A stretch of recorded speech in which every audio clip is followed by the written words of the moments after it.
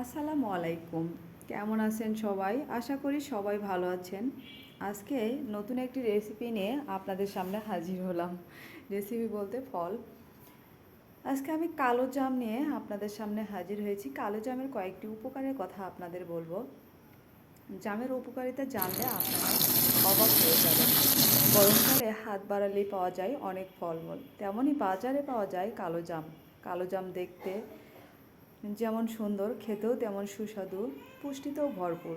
তাছাড়া লবণ মরিচ দিয়ে জাম মেখে খাওয়ার আনন্দ বেলাতে উপেক্ষায় রাখে না। তবে জাম শুধু মুখের স্বাদই দেয় না, শরীরে আরও নানা উপকার লাগে।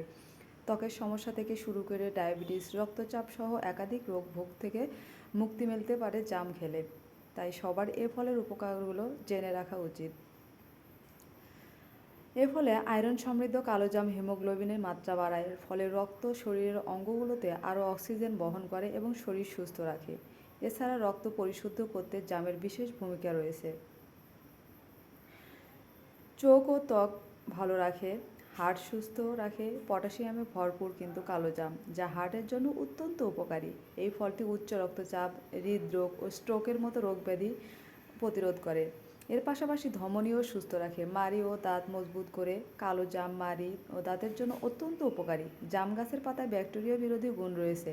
এটি মাড়ির রক্তপাত রোধ করতে ব্যবহার করা যেতে পারে। পাতা শুকিয়ে গুঁড়ো করে টুথ পাউডার হিসেবে ব্যবহার করলে উপকার মিলবে। এতে মাড়ির রক্তপাত এবং সংক্রমণ প্রতিরোধ সাহায্য করে,